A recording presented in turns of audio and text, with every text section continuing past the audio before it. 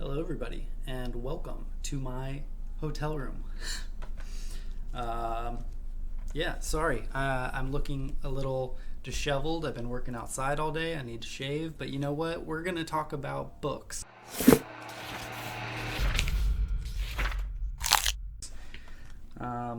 Let's get right into it. I've been wanting to talk about this series for a while now. I've just been short on time, but here we are. Last year, at some point, I was in Iowa for work, and I went into a random thrift store, and I found this book, Robert Silverberg's Time Tours, #1, The Robin Hood Ambush by William F. Wu. And I thought, what is this? It says Robert Silverberg's name at the top, but it's clearly not written by him. It's from the 90s. It looks like it's young adult. If you don't know, Robert Silverberg is one of the most popular science fiction authors of all time. So I was very curious what this was. And I went home and looked it up and found out there was a series of 6 books. And here they are, because I had to track them all down. And upon finding them, I couldn't find any reviews of them. Goodreads, there were like maybe 5 or 6 people who had rated the first one, and then like 3 or 4 that had rated the second one, and then once you got down, it was like 0 for all of them. I think now there's 1 review, 1 rating for all of them, at least, not including mine, so maybe there's 2. But regardless, not a lot of people talking about this one. And I was just curious about it. Like, how much did Robert Silverberg have to do with this series? Why does this exist? I was just curious. My curiosity was piqued. And so I emailed Robert Silverberg. And, well, I did a little digging online, and I saw in a forum somewhere that I cannot for the life of me find anymore, that somebody asked how much involvement Robert Silverberg had in the writing of these books. And he responded that he didn't even read them, and he only had the first 5 because the publisher, I guess, forgot to even send him the 6th book.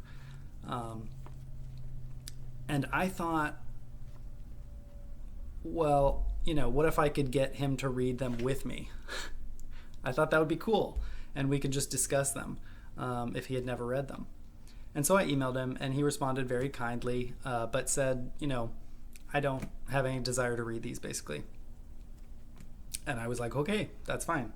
But I still wanted to read through them, and I was still curious about this series in general and why it existed and how it came to be. And as much as I searched online, I could only find little bits. I couldn't find much about it. So I decided to send emails to all of the actual authors of the books. So, #1, The Robin Hood Ambush is written by William F. Wu. #2, Glory's End by Nick Barron. #3, Time Crime Inc. by Deborah Doyle and James D. McDonald. #4, The Dinosaur Trackers by Thomas Shadwell. #5, The Pirate Paradox by Greg Cox and Nick Barron. And #6, Caesar's Time Legions by Jeremy Kingston. And so I was wondering, who are these people? How did they get this job? How did they enjoy writing this? Did they interact with Robert Silverberg? How did this whole series come to be? I had many questions, and so I emailed them and I asked my questions, and a number of them responded, and I feel I've got some interesting little tidbits. Let's talk about what the series is. So I'm also, you guys know I'm not a notes guy when I do videos, but I've written up a bunch of notes here. So if you see me looking down, that's what's going on. So Robert Silverberg wrote a book called Up the Line in 1969. And it was nominated for both the Nebula and the Hugo, but lost to both, to The Left Hand of Darkness by Ursula K. Le Guin, which I have read and I loved.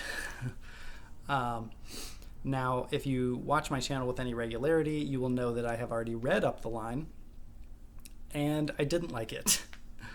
You can go back to watch my video for that. But basically, the book is about time tourism. It's in a future Earth where time travel has been invented and commercialized, and you can take tours to major events in history and witness them yourself. It's a very cool concept, and the ins and outs, technicalities of, the rules of this time travel that Robert Silverberg has established in this world is also very interesting. Unfortunately, the novel is fraught with bizarre, excessive, and pretty gross sexual themes and ideas that didn't seem to fit in the story, and I didn't care for. That's about all I'm going to say on that. In the 90s, in 1990, this series was published, and the idea is that it ties into it takes place in the literary world of Up the Line, and it uses the same time travel mechanics and rules and laws established in that book. That is the extent of it. So none of the same characters are in it or anything like that, but it is in the same literary world. So, so these were published from October of 1990 to August of 1991.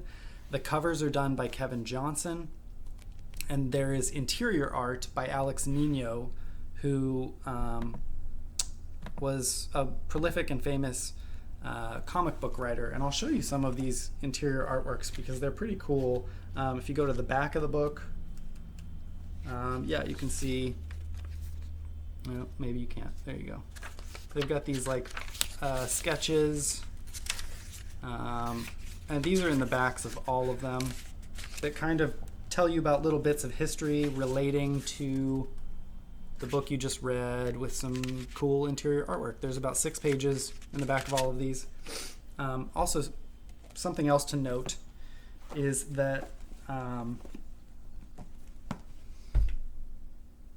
despite the fact that Robert Silverberg may not have read these books, there is an afterword in each book, a different afterword in each book by Robert Silverberg. Each one is about 4 or 5 pages long, where Robert Silverberg just kind of ruminates on various aspects of time travel. Some of them are really interesting.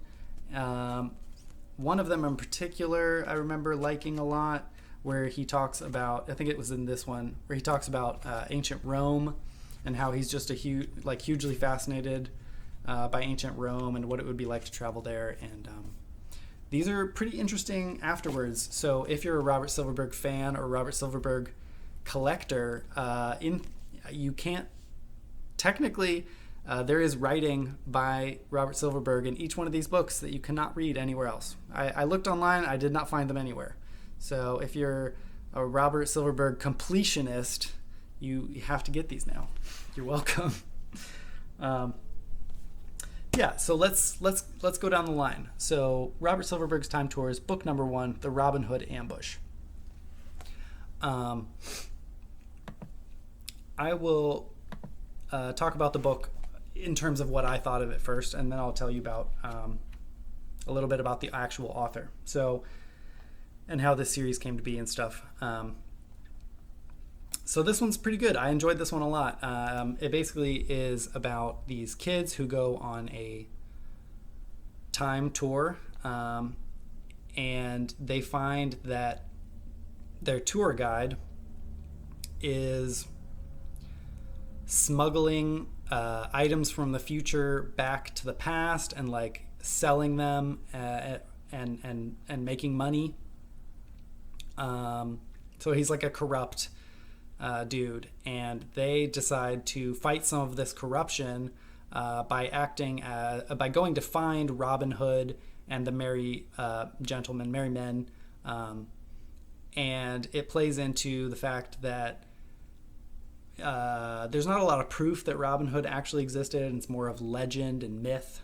But there's like some proof, and so as we go on, we start realizing, well, maybe these kids are Robin Hood, and that's why there is some stories about these people, but not a lot of facts. And it was clever and it was fun. It was very lighthearted and entertaining. I believe the kids are high school aged. I liked it a lot. And so I emailed William F. Wu to ask him about his book series. So William F. Wu is a 5-time nominee of Hugo and Nebula Awards. He wrote a bunch of books such as Master Play from 1987, Hong on the Range from 1989. He wrote a bunch of books in Asimov's Robot City series and Robots in Time series, as well as a number of other books. So I emailed him, and he told me a bunch of stuff, like he started telling me basically about how these came to be. And so I'll explain that a little bit, not exactly in his words, but these were packaged. So these were published by Harper. It's the only one that has that logo. The rest all have this logo. These were published by Harper, but packaged by Byron Priest Visual Productions. And so I had to look up Byron Priest Visual Productions. Byron Priest was a guy that would package books, book ideas and stuff, and sell them to publishers. And so Byron Priest was known for a bunch of these books that his publishing company put out, as well as later on he was the founder of iBooks, another company. He co-wrote this like big dragon book, and I think he's probably most remembered for The Secret, which I've actually heard of before. It is like a real life treasure hunt book where you solve these puzzles, and out in the world there are actual things you can find, and if like you solve them, you get to keep the treasure. And I think only a number of them have been solved to this day, but it's because some of them are believed to be buried under places where buildings have now been built and stuff. But yeah, very interesting stuff. And so William told me a bit about Byron, and basically said when pitching the idea, he needed a list of authors who had committed to writing books in the series before Harper would agree. And William was one of the initial authors that was contacted and agreed. Wu said that he was flattered to have been asked by Byron. The novels that he had done in Asimov's Robot Universe had been written previously and were also packaged by Byron, so he had worked with Byron Priest before. Upon getting the deal, the editor suggested that he read the book up the line if he hadn't already. Wu said that he had not. He said that upon reading it in 1989, he was surprised by the sexual content. And then he actually watched my video and on Robert Silverberg's Up the Line, and sort of responded to it in email. He was very polite and kind, and said that while he wasn't offended, he also wasn't, he didn't particularly enjoy or wasn't interested in the overly sexual content in that book either.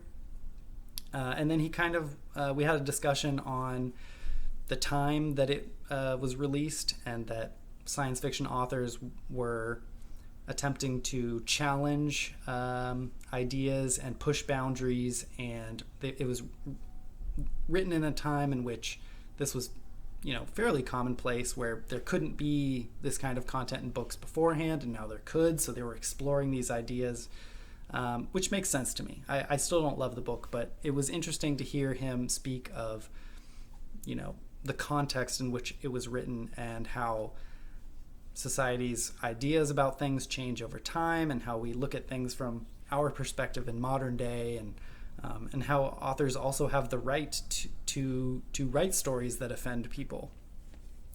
Very interesting conversation that we had, and very nice of him to watch my videos.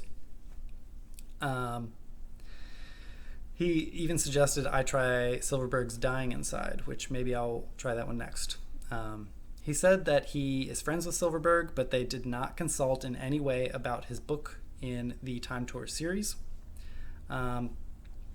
He said that he was ecstatic to write about Robin Hood, because he received a Robin Hood book when he was a kid and did a project on him in school, and has always been fascinated by him and liked the idea of using the fact versus legend aspect of the story to tie into the novel. He also specifically said he wanted to have a lighthearted tone in the novel, which came through. He also said that I was the first person to ever ask him about this particular book, and that he really appreciated it. So yeah, that's the first one, the Robin Hood Ambush. I liked it. So the second one is Glory's End by Nick Barron.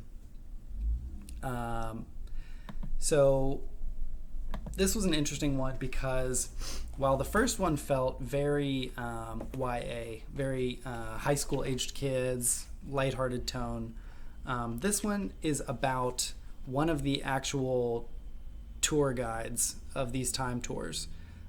His name is Rafe Williamson, and he is like, it's like he graduated college within the past few years. That's his age. I gotta say, not much about this one feels YA. There's nothing like overtly inappropriate, but it just feels like a guy just out of college is a young adult. But this one was good. This one definitely uses the mechanics and the rules established in Silverberg's world for how time travel works in a very complex way, which was good. It can sometimes get a little confusing. It was so complex, but it was fun because I really liked the mechanics in Up the Line and the rules for how time travel worked, but they were not heavily explored. There was a little fun played with it towards the end of the novel, but the thing I like the most about this series so far is that I get to really dive into the mechanics of the time travel established in Up the Line in a more enjoyable manner. Basically, this one is about this time tour guide who goes back to like Gettysburg, basically, and one of his time tourists, decides to try to stop Abraham Lincoln from getting assassinated. That's just one of the main events. There's also a whole bunch of more crime stuff tied in that he has to solve, but it's fun. I like this one a lot, and so I was like, who is Nick Barron? Because that one is a pseudonym, or a pen name, whatever, for Scott Cienson. And I had heard this name. Scott Cienson wrote tons of novels, from original fantasy books in the 80s, vampire books for Zebra Horror. He wrote a series called Dinoverse, which I really want to have now. He wrote young adult horror books in the Nightmare Club series, and books in such worlds as Dinotopia, Star Trek, Buffy, and many more. Unfortunately, he died in 2014, so I was not able to speak with Scott. Book 3 was Time Crime Inc. By James D. McDonald and Deborah Doyle, who are a husband and wife team that wrote a number of fantasy books. Unfortunately, they did not respond to my inquiries, which is fine. But this one was good. I enjoyed this one as well. This is kind of has a tone somewhere in the middle between the lighthearted young adult tone of the first book and the more adult tone of the second one. This one's somewhere in the middle. It is about a group of kids who discover once again that some of these time tourists are doing criminal activities, and they find out that who is it? Oh, Capone. Al Capone has discovered these time tourists coming back to his time. He stole one of the time belts and has created this criminal, ring that profits off of smuggling things into the past. And so these kids are onto him, and they go back in time to like deal with the Chicago mob and with Al Capone, and like try to fix all this, which is cool. It was a fun adventure. I liked it a lot. Very enjoyable one.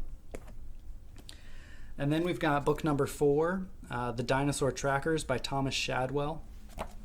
So Thomas Shadwell is another pen name. So this one was written by John Gregory Betancourt and Arthur Byron Cover. So he wrote original fantasy novels such as Rogue Pirate from 1987, as well as books in the Hercules series, Star Trek books, the books that continued Zelazny's Amber Chronicles. He's also the founder of Wildside Press and often worked as an editor.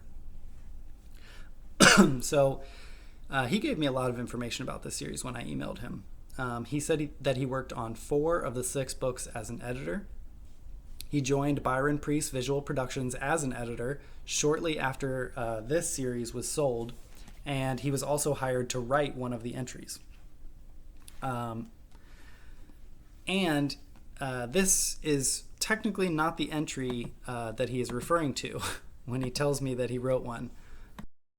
So the story with this book is that it was written by Arthur Byron Cover, and his submission was rejected, and John Gregory Betancourt finished it. And in quotes, John Gregory Betancourt wrote, "It was pretty bad. When I asked him what was wrong with it, he said mostly the prose was bad and clunky, and then said, mine was the second draft that Art should have done but didn't." He said that he already knew Silverberg and had read up the line. He said that he's a great guy and it was a great book. He was not surprised when I mentioned that Silverberg may not have read them. And John says he's not sure he would want to go back and reread his entry either. I brought it up that I thought it was an interesting choice that such an overtly sexual book was picked to be the book that based a kids series off of. And John said that it is likely, in his opinion, that Byron may not have even read up the line. Byron was an incredible salesperson and may have just known the book was about time tourism and thought that would be a great setting for a kids book series. Perhaps, just conjecture, but yeah. So I decided that I should probably look up Arthur Byron Cover. Arthur Byron Cover was a science fiction writer who wrote such books as The Sound of Winter from 1976, Autumn Angels from 1975, Planetfall from 88, among others. I debated not emailing him because I thought, well, he was rejected. His name isn't really on here. I looked inside. I don't see his name anywhere in here. I guess it's just knowledge that is on the internet that you can find where his name is tied to it. So I thought maybe it would be a sore topic and I shouldn't email him. But then I emailed him anyways. And he responded to me by saying, "You know something? I believe that was written at a stressful time in my life, and I fail to remember a damn thing about it. I don't think I even have a copy." He said some other stuff and said, "I would be happy to answer any questions you have. I just don't think I remember much." And I left it at that, and that was fine. So this book is tonally a little different than the others. I think my guess is that it was mostly written by Byron, because there's something in here that mentions like a band, and it's like about the platypus something or other. And I know Arthur Byron Cover has a book with platypus in the title, and that just feels too on the nose to be written by someone else. So this book has more of a comedic tone to it. But that being said, it is interesting and fun. But while the others are pretty serious, this one has more of a comedic tone. Sometimes like so comedic that it's a bit odd. So this one is about this brand new time courier or time patrolman, time courier. So one of the time tour guides, and he's a young man, and this is his first job, and he shows up and they're like, you're going on the brand new dinosaur tour. And he's like, but my dad was killed by a dinosaur going back in time. Like, I don't want to do that. And they're like, well, that's too bad. Which already is like, what? So he goes back in time to do this dinosaur tour, and he is leading around these rich people who are doing this tour because they have the goal of setting up a dinosaur rodeo where they will be lassoing and riding dinosaurs. Tourists will come back in time to lasso and ride dinosaurs. So one of the interesting things about this one, this series in general, one of the rules is unlike the story of Sound of Thunder, where if you step on a butterfly, the whole world is different in the future. In this one, the idea is that minor events, minor people, common people, if you talk to them, if you do something, like, it's not going to change a huge outcome of the future. It might change some tiny things here and there, but we won't even notice. The ripples won't spread far enough. And so the idea is that it's only if you change major events that the ripples will alter the future, and then these time couriers will come back in time and try to fix things. And I don't like that concept. I much prefer a Sound of Thunder concept, because I do believe if one butterfly is killed, the whole future is changed, sort of thing. Robert Silverberg does actually address this in one of the afterwords, that he basically agrees and doesn't think that his books are plausible, but he thinks that they make for more fun, entertaining stories, which is fair.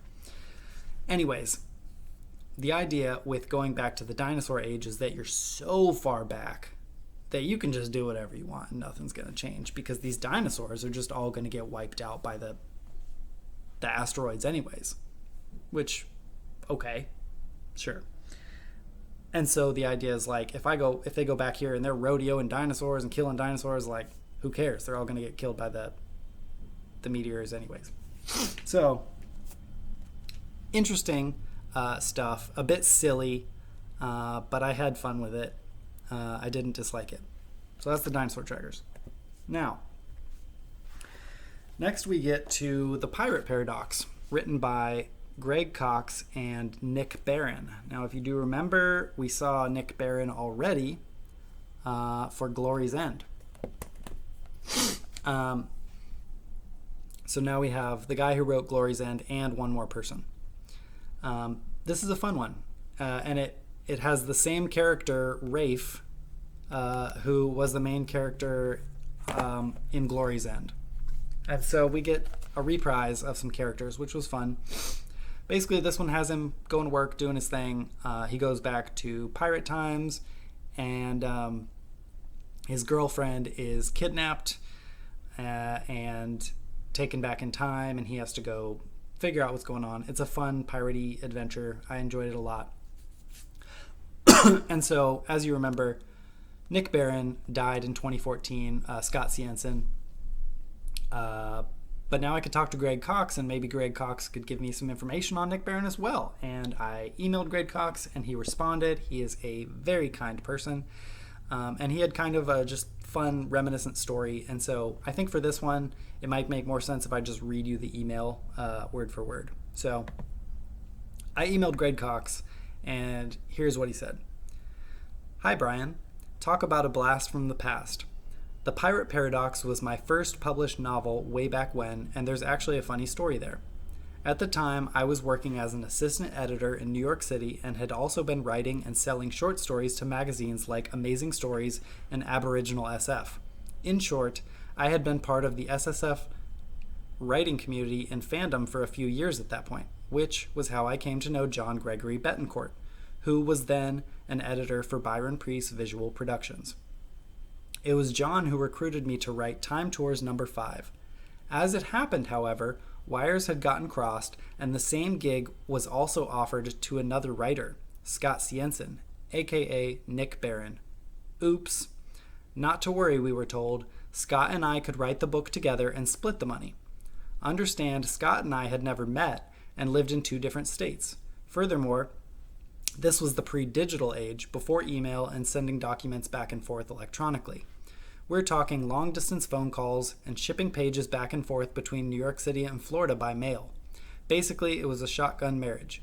Greg, meet Scott. Scott, meet Greg. Here's your deadline. Get cracking. Thankfully, Scott was easy to work with, and both of us played well with others, so there was no real drama involved. As I recall, Scott had already come up with a short outline involving pirates, which we then used as our starting point, and after I suggested a handful of tweaks. Our plan was to divvy up the plot 50-50, with each of us writing every other chapter. In hindsight, this was a dumb idea, since it meant we had to constantly check in with each other as to where the previous chapter had left off, which was very challenging. No email, remember? In general, we each what was supposed to happen in every chapter thanks to the outline, but not the specifics. What time of day was it? What was the weather like? What were the characters wearing, etc.?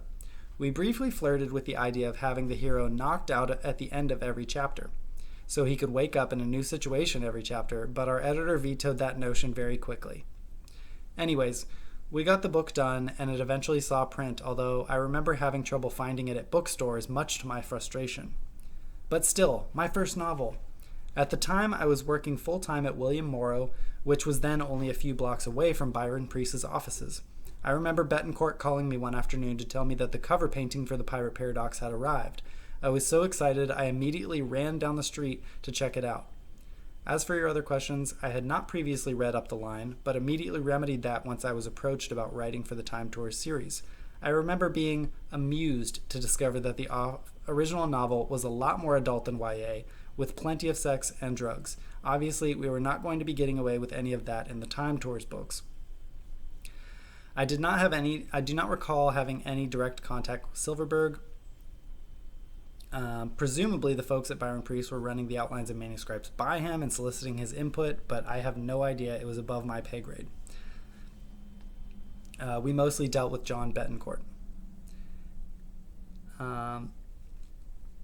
I have fond memories of working on that book. Sadly, Scott is no longer with us, but I'm sure he would be pleased to know that folks are still reading our book all these years later. So yeah, I thought that was a lot of fun, hearing his input. And Greg Cox, for anyone who may be wondering, has written a ton of novelizations for like big budget, like more modern big budget movies, like really big budget stuff that has come out more recently. He's also written a ton of books in the Star Trek universe. And also he has a story in the newest issue that just came out of Weird Tales. So very cool. Yeah. And then we get to the last book in the series, Caesar's Time Legions, which I think is my favorite. This one is written by Jeremy Kingston, who is a pen name for John Gregory Betancourt. This is the entry that he wrote, like truly wrote, not just finished or edited. This is the one he wrote. And this one is about a tour group that goes to ancient Rome And I like this one because the history in here of Rome is beyond fascinating and well done. And also, I just find Rome fascinating. And not to spoil anything if you're going to read these, but we do get to see a bit of the future when something goes wrong and is altered. And so we kind of get into the future that is like run by Romans, like if the Roman Empire never failed, which is a lot of fun. I really enjoyed this one. And so, yeah, here's some things John said. John said his book in the series was written so long ago that he barely remembers it, and he has no idea if it's good or holds up today. He also said that Daryl Schweitzer, an official Roman history buff and excellent fantasy writer, helped him with a lot of the history facts. He also remembered that the original title was some sort of play on the Trojan War, and that Byron Priest hated it because he was worried about using the word Trojan on a kid's book due to possible ties with the condom brand. John says, "It's stupid, I know, but he was the boss, so it got changed."